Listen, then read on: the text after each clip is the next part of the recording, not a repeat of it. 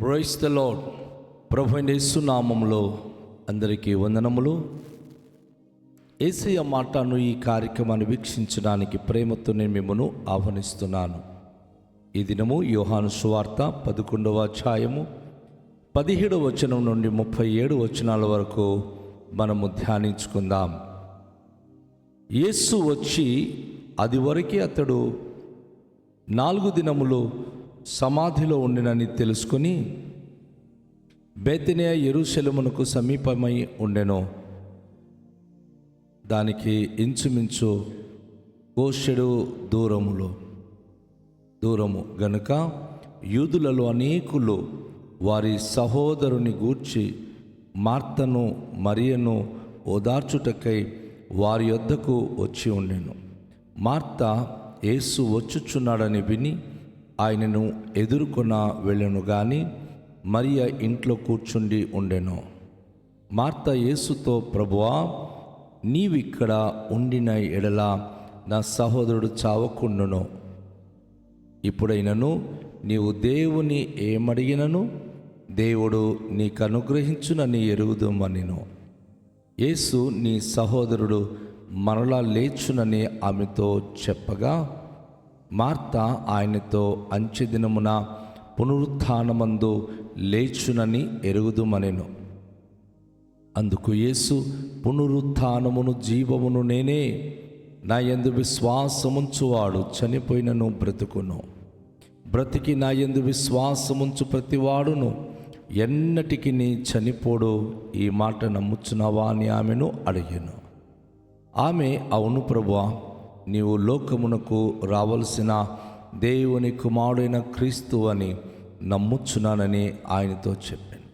ఆమె ఈ మాట చెప్పి వెళ్ళి, బోధకుడా, వచ్చి నిన్ను పిలుచుచున్నాడని తన సహోదరి అయిన మరియను రహస్యముగా పిలిచెను. ఆమె విని త్వరగా లేచి ఆయన యొద్దకు వచ్చెను.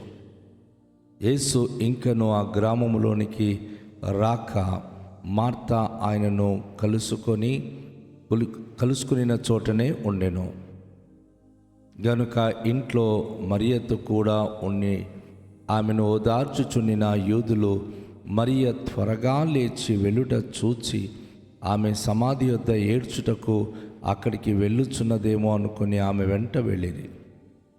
అంతటా మరియ యేసు ఉన్న చోటికి వచ్చి ఆయనను చూచి ఆయన పాదముల మీద పడి, ప్రభువా, నీవెక్కడుండి నేడలా నా సహోదరుడు చావకుండు నన్ను.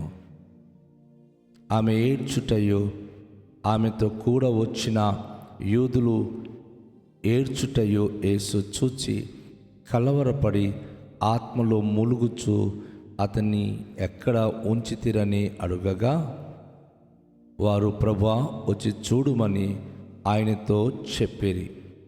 యేసు కన్నీళ్లు విడిచెను. కాబట్టి యూదులు అతనిని ఎలాగూ ప్రేమించెనో చూడుడని చెప్పుకొనిరి. కాబట్టి వారిలో కొందరు, ఆ గ్రుడ్డివాని కన్నులు తెరిచిన ఈయన అతనిని చావకుండా చేయలేడా అని చెప్పిరి. ప్రియదేవుని యొక్క బిడ్డలారా, ఈ వాక్య భాగములో యేసు ప్రభువారు బేతనీకి వెళ్ళడానికి సిద్ధమై ఆయన వచ్చినప్పుడు అప్పటికే లాజారు చనిపోయినటువంటి విషయము ఆయన తెలుసుకున్నాడు. చనిపోయి 4 రోజులైనట్లు అది గమనించారు. అయితే ఆయన ఆ గ్రామంలోనికి వెళ్ళినప్పుడు మరి ఇంచుమించు కోషెడు దూరంలో ఉన్నప్పుడే మార్తమ్మ తనను కలుసుకొని మరి యేసు ప్రభువారు వారికి ఓదార్చడానికి వచ్చాడని తెలుసుకున్నారు. ఇక అనేక మంది అయితే మరియమ్మతో మార్తమ్మకు ఓదార్చడానికి అనేక గ్రామాల నుంచి అక్కడికి వచ్చి ఉన్నారు. చాలామంది ఆ ఇద్దరు అక్క చెల్లెలకు ఓదారుస్తూ ఉన్నారు. అయితే మార్త యేసు ప్రభు తమ దగ్గరికి వస్తున్నట్లుగా విని ఆమె యేసు ప్రభుని ఎదుర్కోవడానికి ముందుకు వెళ్ళినప్పుడు యేసు ప్రభువారు మరి మార్తమ్మ యేసు ప్రభును చూచి ఆమె అంటుంది, నీవిక్కడ కనుక ఉండి ఉంటే ప్రభువా, నా యొక్క సహోదరుడు చావకుండి ఉండెను, బ్రతుకుండేవాడు. అయినను ఇప్పుడైనను దేవునికి ఏమడిగి నన్ను దేవుడు నీకు అనుగ్రహించునని మాకు తెలుసు అని ఒక విశ్వాసపు మాటలు యేసు ప్రభు ముందు ఆమె వ్యక్తపరిచింది. అయితే యేసు ప్రభు వారు అంటున్నారు, నీ సహోదరుడు మరలా లేచునని ఆమెతో ఒక అభయమైన మాట తెలియజేశారు. వెంటనే ఆమెకి కొంచెం వాక్యం గురించి తెలుసు కనుక ఆమె ఏమంటుందంటే, పునరుత్థానమందు లేస్తాడని నాకు తెలుసయ్యా, అంచె దినములో అనేక మంది మృతులు అక్షయులుగా లేపబడతారు కదా, అప్పుడు లేస్తాడని నాకు తెలుసు అంటే యేసుప్రభు అంటున్నాడమ్మా, అంచె దినము కాదు, పునరుత్థానమును జీవము నేనే. అంచె దినములో లేవడం కాదు, ఇప్పుడే నేను పునరుత్థానము జీవమునై ఉన్న నేను.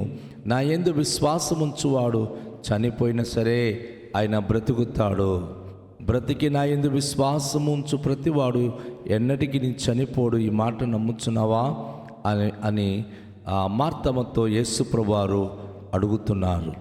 అయితే ఆమె అంటుంది, అవును ప్రభువా, లోకమునకు రావాల్సిన దేవుని కుమారుడైన క్రీస్తువని నమ్ముచున్నాను. ఆయన లేపడం సంగతి ఆమె చెప్పట్లేదు, కానీ నువ్వు రావాల్సిన దేవుని కుమారుడని నమ్ముతున్నాను. ఎప్పుడైనా గమనించండి, మన ఇంట్లో ఒక అద్భుతం జరగాలంటే, మన బ్రతుకులో ఒక అద్భుతం జరగాలంటే రావాల్సినటువంటి మెస్సయ్య యేసు ప్రభువే అని, దేవుని అద్వితీయ కుమారుడైన యేసు రక్షకుడని మనస్ఫూర్తిగా మనం ఎప్పుడైతే నమ్ముతామో అద్భుతాలు వెంట జరుగుతాయి. ఆమె ఈ మాటలు చెప్పి వెళ్ళి బోధకుడా వచ్చి నిన్ను పిలుచుచున్నాడని తన సహోదరి మరియమ్మకు ఆమె రహస్యంగా పిలిచింది. ఆ మాట విన్నటువంటి మరియా వెంటనే లేచి పరుగు మొదలెట్టింది. యేసు ఎక్కడున్నాడో ఆ గ్రామానికి ఆయన వస్తున్నటువంటి ఆ వార్త విన్నటువంటి మరియా మరి మార్త వెంట పరిగెత్తి యేసు ఎక్కడున్నాడో అక్కడికి వెళదామని చెప్పి పరిగెత్తి వెళుతూ ఉంటే చాలామంది ఇంట్లో కూర్చున్నవారు ఆమెను ఓదారుస్తున్నవారు ఏమనుకున్నారంటే, పాపం తనకు చాలా దుఃఖం అనిపించిందేమో, బాధ అనిపించిందేమో, వాళ్ళు తమ్ముడు అన్నయ్య గుర్తుకొచ్చాడేమో, అందుకే ఆమె సమాధి దగ్గర ఏడవడానికి వెళుతుందని తన వెంట చాలామంది ప్రయాణము కొనసాగించారు. తన వెంట చాలామంది వెళుతున్నారు. అయితే ఆమె సమాధి దగ్గరికి వెళ్ళలేదు. పునరుత్థానుడైన యేసు ప్రభు, శక్తి కలిగిన యేసు ప్రభు ఎక్కడున్నాడో ఆ చోటికి వచ్చి యేసయ్య పాదాల మీద పడి, ప్రభువా, నువ్వు ఇక్కడ గనుక ఉండి ఉంటే నా సహోదరుడు చావకుండును అని చెప్పి ప్రభు పాదాల దగ్గర పడి ఏడుపు మొదలుపెట్టింది. ఆమె ఏడుస్తూ ఉంది. ఆమె ఏడవడం ఆమెతో కూడా వచ్చిన యూదులు ఏడవడం యేసు ప్రభు చూసి గుండెల్లోకి ఒక విధమైన కలవరపడ్డాడు. తన ఆత్మలో మూలిగాడు. అంటే మూలుగు అంటే బయటికి ఏడవలేరు, బయటికి చెప్పలేరు, కానీ గుండెల్లో ఒకలాంటి ఆవేదన యేసయ్యకి వచ్చింది. వెంటనే అతన్ని ఎక్కడుంచారు అని అడిగాడు. ఆయనకి ఎక్కడుంచారు అని అడిగినప్పుడు వారు ప్రభువా వచ్చి చూడమని ఆయనకి ఆ సమాధి దగ్గరికి తీసుకెళ్ళడానికి ఆయనకి నడిపించినప్పుడు ఈ ప్రజల ఏడుపులు, ఈ అక్క చెల్లెల ఏడుపులు, వారు వర్ణించే మాటలు, అందరి యొక్క కన్నీళ్ళు తన హృదయాన్ని తాకింది. తను ఎంతో ప్రేమించిన ఆ లాజరు తన జ్ఞాపకాలన్నీ తన మనసులోనికి వచ్చినప్పుడు తను కన్నీళ్లు విడిచాడు. తన హృదయంతరంగముల నుంచి ఆ కుటుంబం కొరకు ఒకలాంటి కన్నీళ్లు ఆయన కార్చారు. కాబట్టి యూదులు అతనికి ఏమన్నారంటే, యేసుప్రభు వారు ఆ కుటుంబానికి, ఆ వ్యక్తికి ఎంత ప్రేమిస్తున్నాడు అని ఆ ప్రేమను జ్ఞాపకం చేసుకొని ఆయన గురించి చాలా మాట్లాడుతూ ఉన్నారు. ఎంత ప్రేమ వారికి అని. అయితే ప్రియ దేవునికి బిడలారా, కొంతమంది అయితే ఒక విశ్వాసపు పలుకుతున్నారు. ఎందుకు అంటే, పుట్టుగ్రుడ్డివానికి కళ్ళు తెరిచిన ఈయన ఇతనిని చావకుండా చెయ్యలేడా? నా ప్రియ సోదరి సహోదరుడా, యేసయ్య మన దగ్గరికి వచ్చినప్పుడు, యేసయ్య మాటలు మనం విన్నప్పుడు, యేసయ్య సమస్తము చేయగలిగే సామర్థ్యుడు అని మన మనస్సులో, హృదయములో సంపూర్ణంగా నమ్మకము కలిగి ఉండాలి. అవును, ఆయనకి అసాధ్యం అనేది ఏమీ లేదు. సమస్తము ఆయన చేయగలడు. సమస్తమును ఆయన అద్భుత కార్యములు చేయగలడు. కనుక ఈరోజు మనం గమనిస్తున్నాం, సమాధి దగ్గరికి వెళ్ళక ముందే వారిలో వారు ఏమనుకుంటున్నారు? ఆయన ఖచ్చితంగా సమాధిలో ఉన్న లాజర్ను చావకుండా చేయగలడు, ఆయన లేపగలడు, ఆయన ఏదో కార్యము చేయడానికి వచ్చాడని విశ్వాసమును బట్టి వారి యొక్క హృదయాంతరంగంలో ఉన్న మాటలు వారు తెలియపరచుకుంటున్నారు. ప్రియ దేవుని యొక్క బిడలారా, అంచె దినాల్లో లేకపోతే ఎప్పుడో జరిగిస్తాడని కాదు.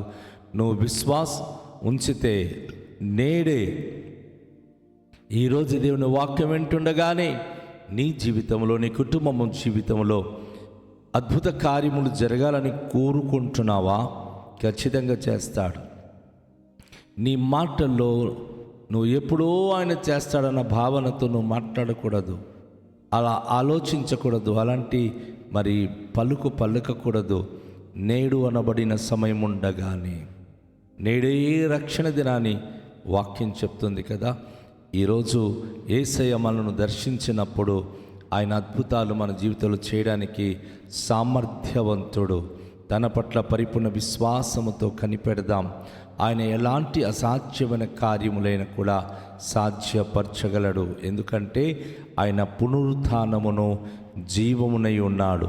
తన యందు విశ్వాసముంచిన వారికి ఆయన ఎటువంటి అద్భుత కార్యములైనా చేసి చూపించగలడు. అందుకే ఒక మారు ప్రభు అంటాడు, నమ్ముట నీ వలన అయితే నమ్మువానికి సమస్తము సాధ్యము అని ప్రభువారు తెలియచేశారు. మనము నమ్మకం గనుక కనుపరిస్తే, వ్యక్తపరిస్తే ఖచ్చితంగా దేవుని అద్భుత కార్యాలు మనము చూడగలము, అద్భుత అనుభూతి మనము అనుభవించగలము. రండి, తలలుంచుకొని ప్రభు సన్నిధిలో ప్రార్థన చేద్దాం. దయగల తండ్రి, మీ పరిశుద్ధ నామమునకు వేలాది వందనాలు, స్తోత్రాలు. ప్రభువా, లాజారు జీవితంలో మీరు చేయబోతున్న అద్భుత కార్యముల గురించి అక్క చెల్లెల విశ్వాసము, గ్రామస్తుల విశ్వాసము, అనేక మంది ప్రజలు పలుకుతున్నటువంటి మాటల యొక్క వారికి మీ పట్ల ఉన్న విశ్వాసమును మీరు ఇక్కడ ప్రభువైన ప్రజల దగ్గర నుంచి మీరు సేకరిస్తున్నారు. అవును, నమ్ముట మా వలన అయితే నమ్మువానికి సమస్తము సాధ్యపరచగలిగే దేవుడవు. ఈ ఉదయకాశములో ఈ మాటలు విన్న నా ప్రియ సహోదరి సహోదరులు మీడల సంపూర్ణమైన నమ్మకత్వం కలిగి, విశ్వాసము కలిగి మీ ద్వారా అద్భుత అనుభూతి పొందుకునే కృప భాగ్యము అనుగ్రహించుమని యేసు నామములో ప్రార్థిస్తున్నాము తండ్రి. ఆమేన్. అందరికీ షాలోం. ప్రభు మనలను దీవించునుగాక.